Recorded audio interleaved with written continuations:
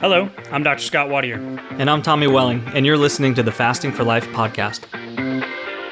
This podcast is about using fasting as a tool to regain your health, achieve ultimate wellness, and live the life you truly deserve. Each episode is a short conversation on a single topic with immediate actionable steps. We cover everything from fat loss and health and wellness to the science of lifestyle design. We started Fasting for Life because of how fasting has transformed our lives, and we hope to share the tools that we have learned along the way.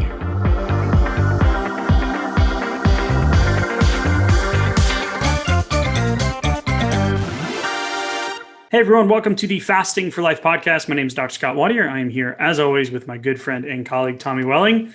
Good afternoon to you, sir. Hey, Scott, how are you? Awesome. It is challenge time. It is challenge season. When y'all are hearing this message, guess what is right around the corner that is sneaking up on all of us that I literally looked at my calendar and ran into the other room and talked to my wife the other day and was like, oh no, Thanksgiving is next week. It sneaks up on you, doesn't it? I'm like, what happened to 2020? Like, where did this year go? And I'd already forgotten Halloween happened. Like, forgot that was just a few weeks ago. And then right around the corner is Christmas and then the dreaded New Year's resolution. So I know that when we were talking about doing challenges at the beginning of last year or at the end of 2019, we only planned to do 2. And this will be number 4. So there's some reasons why we're positioning it when we're positioning it, which is December 3rd to December 12th. And registration is open and it's crazy. The feedback we're already getting from it. And the people that are already registering 3+, 4+ weeks out. Yeah, there's a lot of excitement behind it, coming off of all the energy and results that we saw for the last challenge that we did, and squeezing this last one in to the end of the year was very, very important that it came after Thanksgiving. And getting everyone set up for after what can happen for Thanksgiving and before Christmas and before that dreaded New Year's resolution time. Yeah. And, for y'all longtime, episode listeners, thank you guys for sticking with us over this year. It's been a crazy fun year. We are going to get into the episode conversation tonight, which I love the conversation. I love the topic. But with the challenge being added to the calendar, wanted to hit a couple of highlights because we've been getting a lot of questions about it. And with the platform of the podcast, it just makes it easier to kind of, hit the highlights and talk about specifics and where to find it, how to get registered and what to expect through the challenge. So it's December 3rd to December 12th. It is a 10-day fasting ramp up. We've already talked about the fact that the holidays are coming. Typically, this is speaking from experience. If you've listened to the episodes previously, the Thanksgiving to Christmas sprint is where that 4 to 6 to 8 pounds, you kind of fall off the diet plan, the holidays, the traveling, the grandma's cookies, all that stuff kind of sneaks in. Mm-hmm. And if you're new to fasting or if you've got that last 10 pounds to lose, or you're already thinking about, I'm, 2020 got me, shelter and home got me, working from home got me, being close to the pantry. Right. Like now is the time to get ahead of it. So you're not looking back with that new gym membership in January or that new workout equipment that you got for Christmas. You're looking at back in January going, oh man, why did I do that? What happened? What happened? Yeah, I've been there. And or if you've hit a plateau, maybe you've gotten the ball rolling, you built some momentum, but you hit a plateau recently. On the last challenge, we saw a lot of people break through some plateaus that they've been, just hard sticking points that they've been at for a while, some of them for years. Yeah, great point. I was just thinking there for all the new people, but yeah, for all the people that have been with us, previous challengers,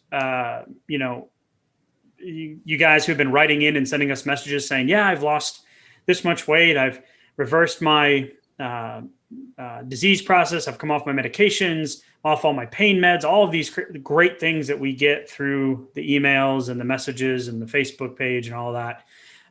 For you guys too, if you've hit a sticking point, that's a great point. Now's the time to take back control. And a couple of highlights from the previous challenge that we did the beginning of October. One of my favorites was I've never lost this much weight in 1 week in my entire life. That one hit me when I saw it. Because that's a huge feeling. What a breakthrough right there. And that was on day 7. Yeah. Okay. And just for clarity, this is not a 10-day fast. Okay. We're not doing a 10-day guided water fast. This is a ramp up. So we're going to start with shorter windows, longer windows. And by the end of it, you're going to have the confidence to fast anywhere from the intermittent 16 to 18 hour window all the way up to 48 hours plus. And it was just cool. At day 7, we had I've never lost this much weight in my entire life and I feel so great. What is going on? Like kind of reaction. And I'm like, yes, this is exactly what we're talking about. We've changed the format over the year. We're not changing the format this time. We're tweaking it. We're going to be improving it because we found that this 10-day kind of ramp up is really what people are looking for and what you guys have been asking for, from newbies to experienced to on the wagon, off the wagon. But it's going to be a great trajectory heading out of Thanksgiving into the new year. And there was one more that really hit with me, Tommy, was when one of our previous challengers saw the update, because we do a private Facebook group for these challenges, where we do lives every day and you have access to us and our moderators, and we've got feedback and you post wins and there's accountability and there's power in the group. When one of our previous challengers dropped a message and said, I was in the last one. Should I remove myself from this group because I've hit my goal weight? Right. Yeah. I saw that one too. That was great. But I'm like, no. What are you talking about? You're part of the Fasting for Life family. No. Like, share, stay engaged, like hop on some of the lives. And, big congratulations to her, in that she hit her goal. And she went on to say, from the podcast and listening to us, and she had such kind words. So, just thank you guys for all the positive feedback that we get. And thanks for being on this journey with us. And she said she's been trying to lose the same 20 pounds for the past 3+ years. Wow. And she spent I'd forgotten about this, thousands of dollars on coaches, special foods, special programs, drink mixes, supplements, and all. She said all she had to do this entire time was fast and just kind of hold the line, so to speak. Like the whole time she just needed to put in meal timing. And she was very thankful for our story and our message. And the kicker, which is my favorite, was we found out that her husband was part of it. We had no idea. So he lost 20 pounds through that same process as she went through. So hopefully that it's motivating. I know motivating for me. I'm in the period of one of my longer fasts that I've done this year right now. I know you and I were talking about that earlier. So just a lot of momentum, a lot of excitement. Registration is open. You can go to the website, www.thefastingforlife.com.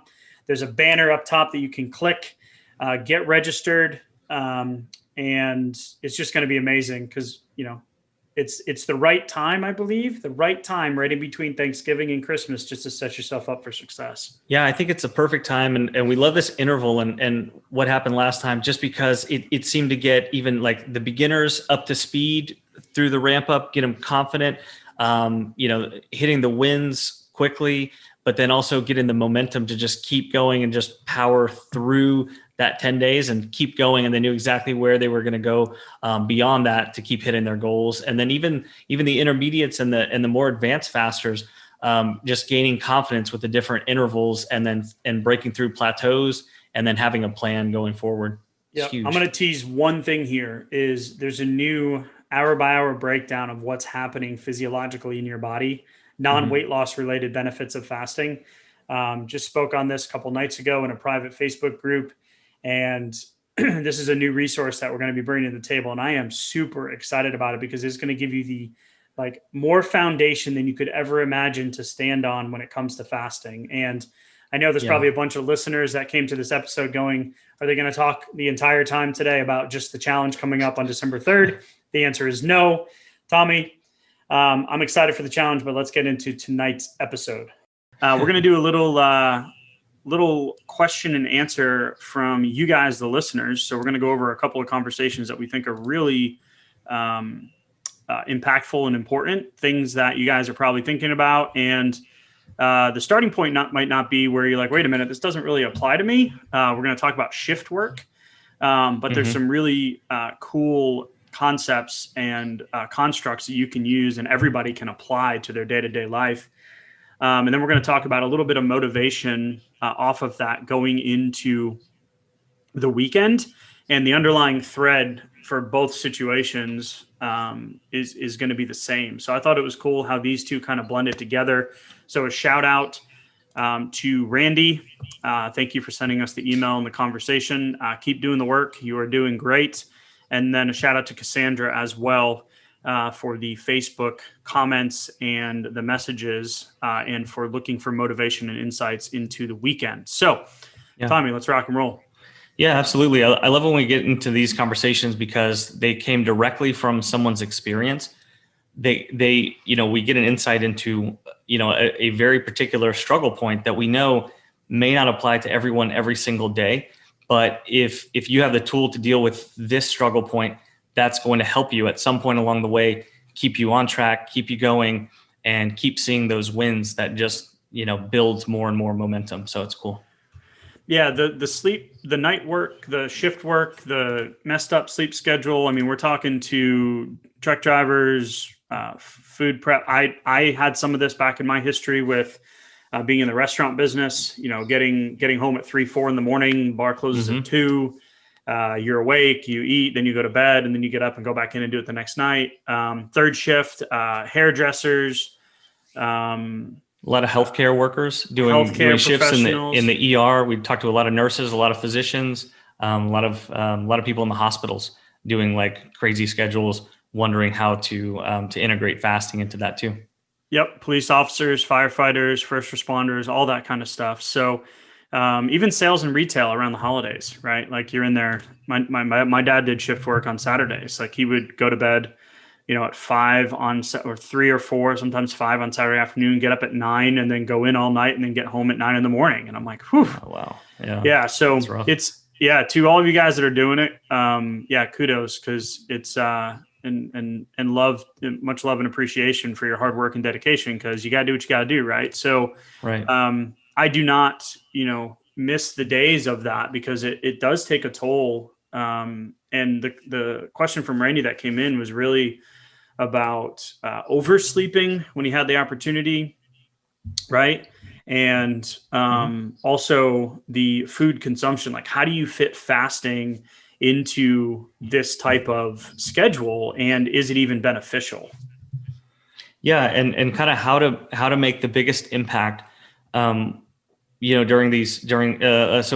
get a little bit more specific, he's doing a certain shift, I believe 3 days a week, and then the shift completely changes, flip-flops on 2 other days of the week. So spending some time in the transition from one to the other. Basically working two different gigs, I believe.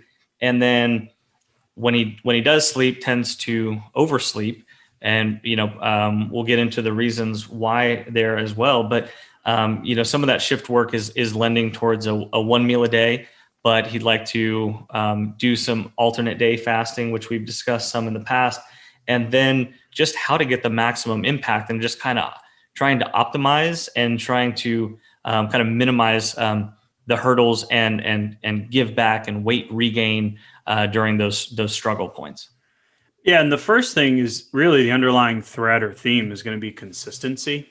So what you just described is a lot of inconsistency, variation, variabilities, right? So we want to make it consistent, because consistency over time creates that long-term result. So if you're continually changing things, you're not going to create a consistent habit. And the habits is really what we see that people get success long-term. If you just stick to it, one of our best testimonials that we have, one of the first people that, followed the fasting method and saw amazing results. I shouldn't say she did OMAD every single day, reversed her diabetes, lost 70 to 80 pounds, has been able to keep it off, is running, playing with her kids, and has gotten her life back just by staying consistent. So the consistency here would be the first thing for you, Randy, is try to set a sleep schedule. And this is right from the Sleep Foundation. And these were the recommendations that we were thinking, and then went and found some things to kind of support them. Is whenever we give, recommendations, it's like, okay, what can we see here? How do we apply this? Is there some science behind it? Like, what do you really want to be setting at here? And that sleep consistency is the first thing. So whatever your most consistent sleep schedule is, stick to it. Even on the days off that you have. I know that's weird because if family and, kids and roommates and the rest of society, right, is operating on the other schedule. But if you can just keep that consistent schedule, your body's going to appreciate that more from a hormonal standpoint rather than continually changing it. Yeah. And I thought that was interesting because he did mention he tends to oversleep, and that made intuitive sense to us because, if you are flip-flopping between different sleep cycles, that can mean, just like you said, the hormonal cycles get off balance. That can lead to a lack of good deep sleep. And so we a lot of times tend to oversleep when we didn't get enough deep sleep. So getting 10 hours is not necessarily better than getting 7 hours if the 7-hour sleep had more of the rejuvenating deep sleep in there. And when we're flip-flopping back and forth, it's easy to kind of get off track deep sleep wise. And then we tend to feel like this just constant lagging, like lethargy, and feeling the need to sleep even more to try to catch up, which is very difficult to do. Yeah. And one of the problems with sleep deprivation, and, we're not talking like crazy, like 1 to 2 hour, like sleep depriving situations. Like in emergency situations, we're talking about, less than 6 hours of sleep a night. And you really want to shoot for that 7 to 9 mark, 7.3, 7 to 8, depends on, what research you're reading and where you're looking, but 7 to 9, minimum 7. Try to shoot for 7.5 and make it consistent, because when you are sleep deprived, you just talked about it, increases that fatigue. But it also decreases like a bunch of hormones, like decreases your leptin, which keeps you full, increases your ghrelin, which is your hunger, increases, when you're not sleeping as much, the opportunity to eat because you're awake.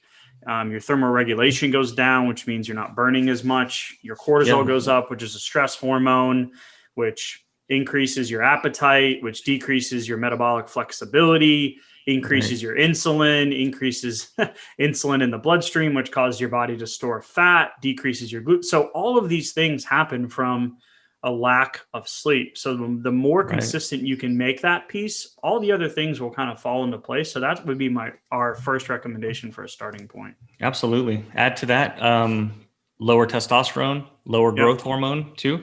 Like everything just compacting, making you feel worse, less energy. And that's going to mean probably more sedentary, which means more snacking, more cravings, breaking a fast. Like it's a vicious cycle. So the more you can kind of keep that sleep on track, the better your results are going to be. Yeah. And a couple other things would just be the light and the noise exposure. So try to get, see the light at sunrise, see the dawn, and see the dusk. That does good things for your circadian rhythm to balance. So if you can, get outside as much as you can. If you need to, shut off the blue light, wear a sleep mask, get earplugs. Obviously not if you're on call, right? For y'all who are on call at night, God bless you. I can't handle being woken up in the middle of the night like that. More power to you guys. Like, that's a struggle. We know that's real, but just try to stay as consistent as you can. The days you're on call, the days you're not. And then there's also something in the middle of the day where you can do a coffee nap if you're at work. Have some caffeine, have some black coffee if you're fasting, and then take a 15 to 20 minute nap. And that's actually going to help, reset everything. And it'll help you feel less fatigued at the end of the shift work. So you're going to have less opportunity to fall off the bus and gorge and overindulge, so to speak. And then that's going to mess up the sleep that you do get, which is why we want to start with that sleep consistency. Yeah, absolutely. That's a great point. And Randy asked about doing something like an alternate day fasting, kind of mixing that in, and my first thought is, well, that's kind of complicating things a bit. And like you said, simplicity is going to go a long way in this. So, I'd really like to see a repeatable pattern here. I think Right. would go a long way. If you know what your weeks, if every week looks the same, then that's pretty easy to come up with a consistent, repeatable pattern that you can just replicate every single week. If not, then I would encourage you or anybody else who has a variable shift schedule like this to take a look. You're probably going to know what your week looks like at the beginning of the week. So map it out, plan your fast, plan your intervals at the beginning of the week, and then you already know what you're going to be doing. So it's not just guesswork, and it has consistency and it has structure to it, and you're not making these decisions, especially when your guards are kind of down, when you're super tired or super hungry or you're exhausted from all the shift work. So make the decisions when you're in a clear state of mind, and then you'll have a roadmap for the rest of the week. Yeah, that's huge. Trying to make decisions. So I was listening to this video the other day, and then we'll move on to Cassandra's here. I, I was listening to this video from a friend of mine who moved out to California, and really great guy. I believe he's a PT now, was in school when he was here. And he was talking about the having kids and getting in the car. And I don't know, Tommy, if you've experienced this, but there was a period of time where I would pick up my daughter and she'd pretty much just yell at me the whole time. And like she just stopped wanting to be in the car. And we have another set of friends that had a girl that would just scream when they got in the car. Nothing was wrong. She's totally fine, healthy, 100% okay, but just didn't like being in the car. And he was just talking about it's dang near impossible to make a good decision when you're in a state of like he referenced back to when the baby, stress or fatigue. So that's one situation, stressful situation. You're making emotional decisions. Rather than rational ones. You've completely, got rid of the logical side of things. And then when you're tired, the same thing happens. Like when you're tired, you're more likely to make a decision that isn't going to be better moving you towards your goal, but away from it. So I just thought that was, a cool point of emphasis here would be, like you said, make, and they even mentioned it on that Sleep Foundation website where it's like, if you have to, like when you get off of work and you're tired, take a nap before you head home. Like just do what you can do to keep it consistent. And I think that's going to be the biggest thing, like you just mentioned. Yeah. I mean, all those things that we talked about, those are all inhibition lowering things. And so that's a problem. That's just like, we don't make important decisions when we've been drinking, and for the same reason. Right. Good point. Okay, cool. Anything else there, Tommy? You want to move on to Cassandra's question? One last thing for Randy. If you looking to make the maximum dent, if you're looking at your schedule and you're mapping out your fasting intervals, if there may be some of those days where it doesn't make sense to do a longer fast, and so maybe instead of the OMAD, you're doing like 2 smaller meals, or maybe that's how you want to integrate it with the alternate day fasting. Take a look at the intervals during your busiest times. Would be the best times to do your extended fast, your longer fast, where you go 24 plus hours. Putting those in is going to make some serious progress for you as well. So I think that you have a lot of possibilities to simplify and maximize your results here with just a little bit of planning. Love it. And that really kind of leads perfectly into Cassandra's question. She had posted on our, I think it was Instagram or Facebook or on one of the podcast episodes. And I just asked, replied back like, hey, what's something that you would like us to talk about? And we've talked about this, the weekend warrior mindset in the past a few times, I think. Or like that motivation to just keep going. So where's that motivation to not break on the weekends? Like there's this mythical thing, this magical thing that happens when Friday hits. like it's just like blinders, the hear no evil, see no, the little monkey emoji with the hands over the eyes, ears, and mouth, right? But typically it's just the eyes and the ears, and then the mouth one stays open on the weekends. Like what happens? Like where is that motivation to not break on the weekends? Like, or the motivation to just keep going? And it comes back to the same thing we were just talking about with Randy in a different application is that consistency. If you just stay consistent and plan in those, what did you say, low inhibition, like lower Yeah. inhibition activities? Like if we don't plan in those states, don't beat yourself up about it. Like just start with Friday. Start with Friday. If Friday's the day where the wheels fall off, decide this Friday that you're going to plan to fast the entire day and just have dinner with a glass of wine rather than Mm-hmm. starting at 4 o'clock at happy hour. Whatever it is that planning consistent piece. Yeah, absolutely. It comes down to the consistency with some structure to it, and so Right. I find that as I get older, the more structure I have, especially in the transition between weekday to weekend, the easier it is to maintain what I was planning for and what I was doing during the week, and whether that's for health goals or business goals, specifically for fasting. Um, if we have plans on a Saturday, I'm going to be preparing for that, and I want to make sure that I'm in the right state of mind. I want to make sure that I haven't taken in too many calories.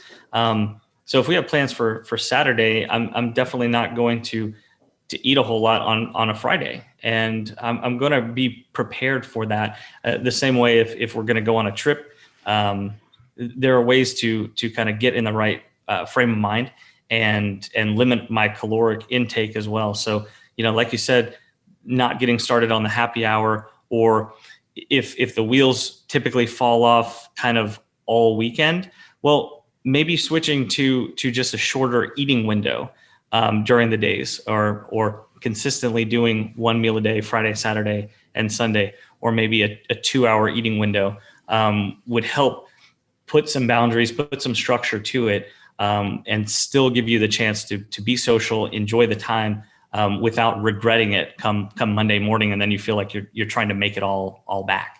Right. We don't want fasting ever to be reparations or planning to allow yourself to just go crazy, because that habit is not going to get you the end result. And that's what I think you're talking to here, Cassandra. Mm-hmm. Under the underlying thing here is, if we look at weekends, right? So 52 weeks in a year times two is 104 days out of the 365, right? If we add in Mm-hmm. Friday, now, I mean, it's like a third of the year, Yeah. right? So Mm-hmm. that's like, okay, so the holiday season, October to January, right? October, typically Mm-hmm. Halloween, November, December, we add that in. You got 2 months there, 2 months out of the 12 where you're not really on point. You add in holidays throughout the year, Thanksgiving, 4th of July's and birthdays and weddings and celebrations. You got about 3 months or a quarter of the year where you're off plan. Well, it's really going to be hard to get an end goal, especially if you've yo-yoing with the 20 to 30 pounds or you've got the 50 to lose. Like, it's going to be really stinking hard to get there if you're cutting that big chunk of time out where you're going to be successful. So I think it's just Yeah. for perspective, for motivation into why would I want to continue on the weekends, or why would I want to just keep going? Well, if you keep doing what you're doing, you're never going to get there. Like, you need to do something different. So start with that consistency that Tommy was just talking about. Yeah, absolutely. And if you add in those weekends to the holiday season and stuff, I mean, eventually if you slice it up a certain way, I mean, you have half the year or more where you were off plan, if you kind of fully let your guard down, or you didn't have any structure to that time. So we're not saying to give up the holidays or anything else like that. Like, absolutely, we should be living, we should be enjoying life, with our health and our optimal body composition like we want it as well. So there are ways to kind of work that in. It just takes a little bit of a deliberate decision going in, and just a little bit of a plan ahead of Right. time to make sure that you made a decision, you stuck to what you wanted to do, and when that time is over, you don't regret any of your past decisions. So there's no loss of motivation there. The ball just keeps rolling, the momentum keeps going, and you keep seeing those wins and keep moving forward. And that's the wonderful thing about fasting. Like, when I dove into it and all the research and Dr. Fung back in the day, and I hate to keep bringing this up, but like, you just literally said, we're like, here's your plan for the next 2 weeks. And at the end of those 2 weeks, I was like down 14 pounds. And I'm like, okay, I'm going to keep doing this. Right. And got a pound and a half shy of 50 in 50 days. And I'm like, holy, okay. So the wins, that motivation to keep going, like Tommy's saying, have that plan, have that framework, just that decision to do it. And then after a week or two, you're going to notice that the ball is going to get rolling and the momentum's going to get going. And that's why, fasting is so powerful for me, is that it puts you in that caloric deficit quickly. It gives you some wiggle room to still enjoy life. And you get the wins still, and that's where the momentum builds. So I think that really, I mean, going back to Randy's question too, like it's the consistency in that decision making and having that plan. So I just really love these two questions. Go ahead, Tommy. No, I think that's exactly why in that 1 to 2 week time frame, seeing those wins and building that energy and building that momentum, that's exactly why we're doing the same format of the last challenge. That's why we're doing it again on December 3rd. Because it's going to be a 10-day challenge, because those 10 days are so impactful. That's where that whole mind frame shift happens. But it's also in a way that you're learning the techniques that you can keep using, keep doing, keep getting the wins. And it's just, it's huge. We saw just amazing growth and breakthroughs for everyone who was part of the last challenge. And so gearing up for it now, I just think it's perfect. It leads to great results in a short period of time, a mindset shift, and building blocks and tools that you're able to continue with and keep going with for a lifetime to hit your results. Okay, so you brought up the challenge, right? So we're literally sitting here recording this, and I get a notification that pops up on Facebook, and I'm just going to share this because I feel encouraged to, because I think it applies really well to what we're talking about. This woman who was in one of our challenges said, to say that I hit my goal of losing 20 pounds in 3 months to most would seem pretty uneventful, but I've tried to lose these same 20 pounds for the past 3 years. I spent thousands of dollars on special foods, drink mixes, etc., and all I have had to do this whole time was fast and eat less. I have told so many, and you don't necessarily have to eat less. You have to fast. You have to time your meals is the most important thing. But anyway, I have told so many people about the Fasting for Life podcast. Thank you, Dr. Scott and Tommy. You break it down so easily. By the way, my husband who did this with me also lost 20 pounds. Wow. I had no idea that happened. Didn't even know he was part of the framework. And she just said, thank you from the bottom of my heart. So you're welcome. This is why we're doing this. Is why we turned the microphones on back in January and said, okay, let's see where this goes, right? Let's just see what happens. So encouragement to you, Randy, encouragement to you, Cassandra. Thank you guys for both reaching out. Thank you guys for being one of our followers. We never dreamed that we would have, the conversations we're having and the feedback we're getting. It's so encouraging for us to keep going and keep learning and keep growing. So thank you guys for being on the journey with us. If you want more information, you can go to our website, www.thefastingforlife.com/live is for the actual challenge from December 3rd to December 12th. You can download our Fast Start Guide, come into our world, get on our newsletter, or I should say our email list. You can download the Fast Start Guide that comes with the mini masterclass video. It's about a 20-minute video series. Shows you exactly how to put fasting into your day-to-day life. Hopefully we'll see you guys in the challenge. Tommy, thank you, sir, as always, for your time, and we'll talk soon. Thank you. Bye. So you've heard today's episode, and you may be wondering, where do I start? Head on over to thefastingforlife.com and sign up for our newsletter, where you'll receive fasting tips and strategies to maximize results and fit fasting into your day-to-day life. While you're there, download your free Fast Start Guide to get started today. Don't forget to subscribe on iTunes, Spotify, or wherever you get your podcasts. Make sure to leave us a 5-star review, and we'll be back next week with another episode of Fasting for Life.